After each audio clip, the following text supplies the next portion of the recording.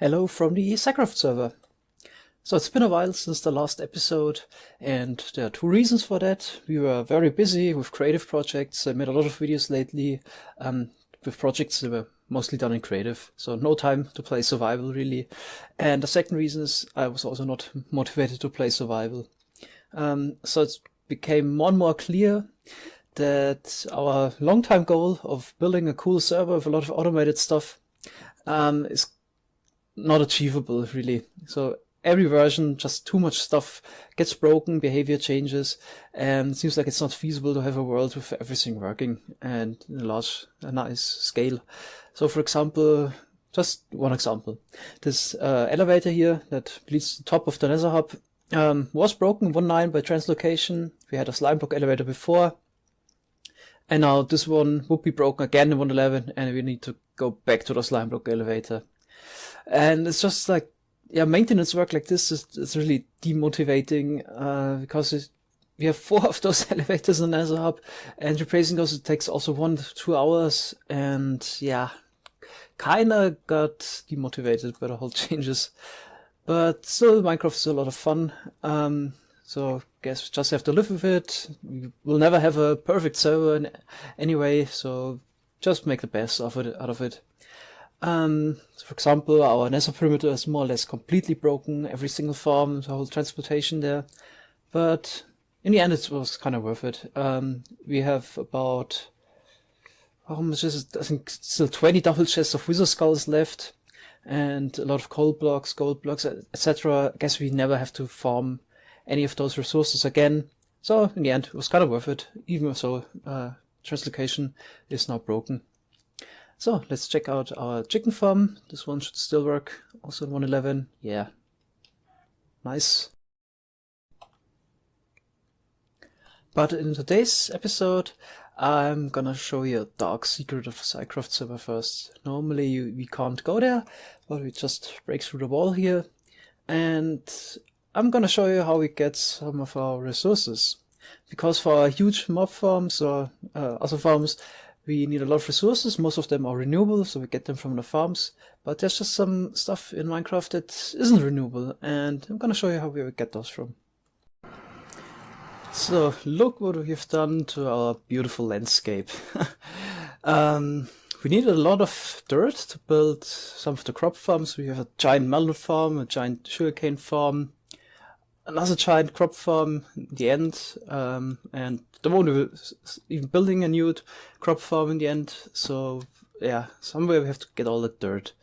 And since we mostly don't keep the dirt when we dig a perimeter, which we've done twice and no longer do because we use TNT tubing, we had to go through this plains biome and just wreck the landscape just to gather our resources for our farms. And this is not great. I mean, this landscape is ruined forever. Guess it would take 100 years before any trees could grow here again. Complete soil is removed. So I was thinking maybe we could find a way to make it a little bit more environmentally friendly. And there's actually a mechanic in the game how we could get renewable dirt. So you might notice if you use a hoe on a coarse dirt, then it turns into a normal dirt. And then we could, break the dirt block again. So let's do that. 2 blocks. And now we can use the normal dirt in combination with gravel to get 4 coarse dirt. So in total we have 2 dirt blocks more. And of course you can turn the coarse dirt into normal dirt again, and so on. The only issue is that you need gravel for it. We don't have any vast amounts of gravel on the server, but we have a farm for gravel. So talking about ruined landscapes, this is our ice biome perimeter that we made with TNT tubing, just to have a new perimeter if we ever need one, if TNT tubing gets removed. So this is a 528 times 528 perimeter. So if you would stand in the middle chunk, you couldn't even see any walls because it's so huge. It's 33 by 33 chunks. So in the middle chunk, with a render distance of 16 in the server, we couldn't even see the sides. And in one corner we had this end portal, and we showed it in Rego's latest server tour. We use it to dupe sand that we need for glass production, and sometimes you also need sandstone or sand. And it works with every gravity affected block. So I could just restock it to work with gravel, and let's climb up there. So it produces about 72,000 blocks per hour. It's a little tricky to get up there. Should build something around it at some point. And now I just have to place those gravel blocks here and replace those sand blocks.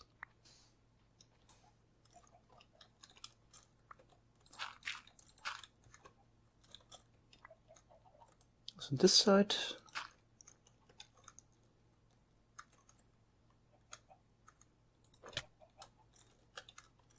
Be careful not to walk into the portal blocks. And those are the last ones. Okay, so now let's try to get to the on switch.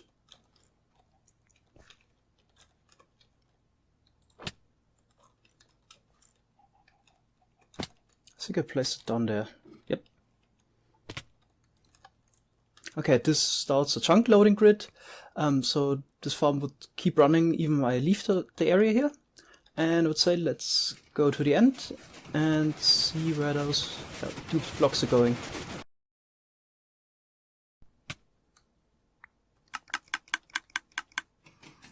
Okay, now we are at the end, and yeah, this starts automatically. If we detect some blocks being picked up by hopper minecarts inside of that melon block, then starts this flushing process, and now all the duped entities or items are collected by the hopper minecarts and go down in there.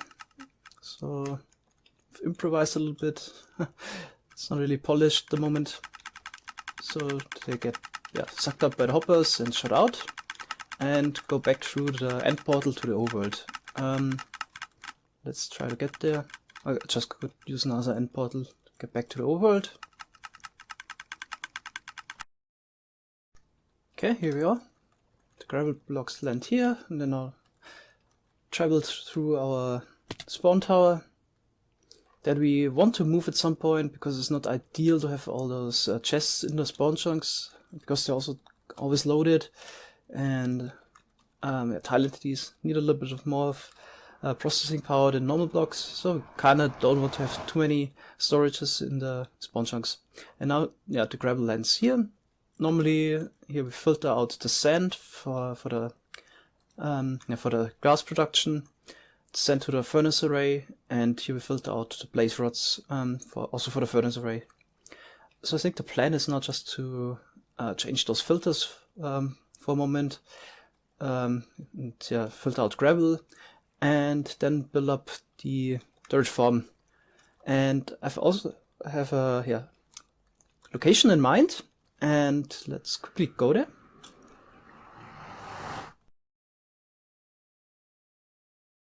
So here we are just outside of the spawn chunks. This is our cobble farm. I think I've showed this before in an episode. And I want to build the dirt farm on the left side here. So basically keep the style of this room here and build it over there. So I need to move some blocks, and then I want to build a gravel storage first. So we have a lot of gravel. Then storage for all the dirt and the coarse dirt, and then we built the dirt farm. So first of all, I need to remove a lot of blocks just to have some space. Okay, I've set up 2 beacons and mined out 2 layers for the footprint. As you can see, this is not a small project. I would say it's a medium-sized project for our server, so I'm not even sure if I'm gonna finish it this episode. And this is one of the nice Optifine features. I'm always holding some kind of a light emitting block in my offhand, and since we have the mob switch, I don't have to place down any torches, and this works fine for digging. So I've calculated it. I need to mine out approximately 30,000 blocks to have enough room for all the storages and the dirt farm.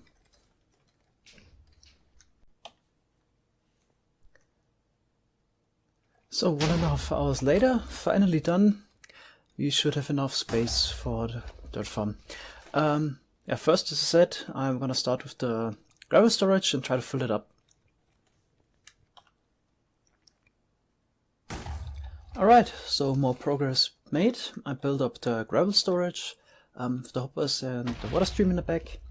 I just have to hook it up to the spawn tower item storage. And in total we have about 140 double chests. With hoppers in the back we could store approximately 500,000 gravel blocks in there. And I guess that's enough. Of course, would be nice to have the shulker boxes already. Then instead of storing all the items in that many double chests, we could store the items in shulker boxes and store those shulker boxes in the chests. Then we would only need 4 or 5 double chests to get the same amount of storage, and it would be a lot nicer. Yeah, those storage systems with those chest walls are not really that nice to build. It's always the same, and it would be more interesting to use shulker boxes. Maybe while I'm heading back up, I can talk about the future of the SciCraft server regarding to 1.11. So we definitely plan to update to 1.11, but not very soon. The reason is we still have 3 very large projects finished that require 1.9, 1.10 features, translocation, and we want to show those in 1.10 still. So so we have 3 more projects we want to show on Rego's channel in the big server tours. And could take a while, not sure when we're gonna film the next one. Guess might take 2 to 3 months until we finish with all the 1.10 projects. And then there's also the issue of 1.11. At the moment it seems like it's not very stable yet. There are some issues with it. So entities disappearing, for example, is an issue. And it's always not really a good idea to update to the first version. 1.9 was the same, mob farms were super laggy, there was some kind of a memory leak, and seems like 1.11 is also not that polished yet, so we're gonna definitely wait. Also, we are not really interested in that many 1.11 features. Maybe let's get quickly back to the project here. So here is normally the sand incoming. It goes to the furnace array to be smelted into glass, and we're just gonna redirect the stream here. Just do something temporary to direct the gravel downwards, and I think we don't need to finalize this, so we remove it afterwards again. After we have about 500,000 sand. Gravel and dirt stored. I guess that should last forever, more or less, and then we can remove it again and have this again. So plan is gravel goes against this block here, falls down. Then here we made another tunnel, and this leads downwards to the storage I just showed you. So let's put in the normal ice stream. Ice and water stream. Okay, back to the 1.11. So they're also not really features that we are interested in at the moment. So the woodland mansions, they provide maybe fun for 1 hour. We probably go there once, check it out, but once you've seen one, there's really no reason to go back there ever again. So probably not that interesting. Get those totems, probably never gonna use them, store them somewhere, and maybe we get 1 or 2 vindicators for some kind of a fun animal farm, but apart from that, they're not interesting to us. Same goes for the llamas. Kind of nice idea, but the item transport of llamas is kind of obsolete with the shulker boxes now. So why would I use those llama caravans when I can transfer 100,000 items with a shulker box? There's really no reason to do that. Then the observer block, also not that excited anymore about it. Quickly went from being best block in the game to another redstone component. Really missed the no delay feature. That would have been nice for instant dropper lines, etc. But still, it's okay. I mean, we can make the same things again with old school redstone, so it's okay. The only really interesting thing is the shulker box. Shouldn't we come down here? Oh yeah. Because we have to deal with a lot of items on the server here, so for the last projects we had to move about 200 double chests of items and building materials. And yeah, wouldn't have been worth it to make some kind of a minecart line, because we were taking the materials from different places. So we went 200 times to the end, back again to the overworld, and so on, and that took a while. With the shulker box, of course, would have been a lot faster to transport 200 double chests of items. So we really want the feature, and also storing the items would be a lot easier with the shulker boxes. So yeah, really excited about the shulker box. The only issue in 1.11 is that they're super rare and really hard to get. So from a normal entity, you can get 5 to 7 shulker boxes out of there, and that's not much.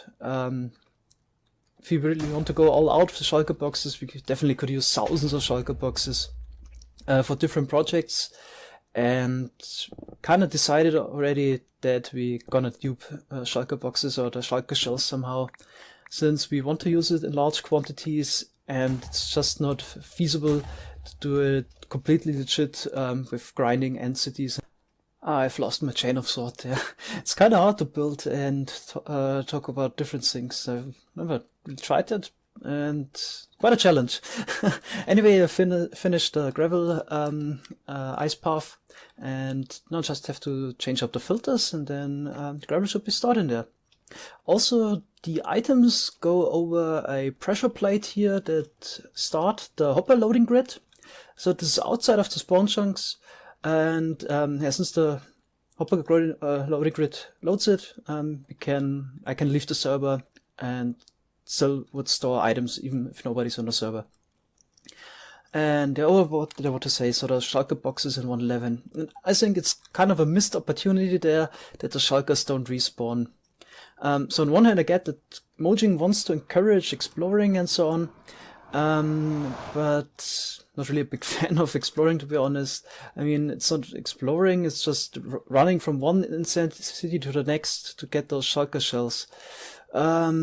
And then you mostly fly over there through the void and those monotonous end islands. Not really the most interesting part. It should be emphasized, to be honest. It's far more interesting to build a farm out of it, if you ask me. And it's not something that would affect the casual players that much. Because casual players still would just go from entity to entity to get those few shulker boxes he needs. But for the hardcore players, or the players that spend the most time on the game, any monotonous task or grindy part is not that really interesting. So we're super glad that we don't have to do any more mining, so we can get most of the resources by building farms. So same goes for the shulkers. Would be nice to build a shulker farm. We would have a lot of fun with it. Could spend hundreds of hours coming up with designs, building the farm, etc. And the casual player would do still the same. He would go exploring, go from entity to entity, spend 1 or 2 hours on it, defeat all the shulkers he needs, and then is done with it. So kind of get why Mojang wants to not emphasize on automation, but why they completely try their hardest to prevent it. That's beyond me. If you look at the last updates from 1.9 to 1.11, can see that Mojang really tries to prevent any kind of automation. Oh, here's the gravel incoming. So, for example, if I would need to come up with a crop of fruit that is hard to automate, would probably look kind of similar to the chorus fruit. And also look at the mobs that got added, the animal mobs. They don't drop anything useful, so no need to automate anything with them. But we're probably gonna build a polar bear farm on the server, since we have this huge perimeter. So just because we can, not since we need the fish or the salmon. Also the hostile mobs, they drop something useful. the villagers would drop emeralds and totem of undying and shulker shells, but they don't respawn. So I'm not 100% certain that Mojang tries the hardest to prevent automation, but probably just neglect the people that like this aspect of the game, and they try to force the players into a certain direction of exploration and so on. So kind of get where they're coming from, and you just have to accept it. But yeah, don't really see the reason behind it. I mean, who benefits from preventing automation? The casual player doesn't do it anyway. He doesn't spend hundreds of hours on building perimeters and efficient farms. If he needs wither skeleton skulls, goes to a fortress, fights some wither skeletons, and that's 90% of the players that do it. So why are they trying the hardest to prevent automation? Is really, I don't get it. I mean, if 10% of the players have fun with it, then let them have it. It doesn't spoil the fun for anybody else. So that's my opinion about it. Anyway, so how much gravel do we have here? I made a little break earlier, so we have a few double chests already. And I'll probably let this fill up overnight, and then I'm gonna build the dirt farm. So this was a bit of a talky episode. Hope you don't mind. The next episode we're gonna finish the dirt farm. Thanks a lot for watching. Have a nice day. Bye bye.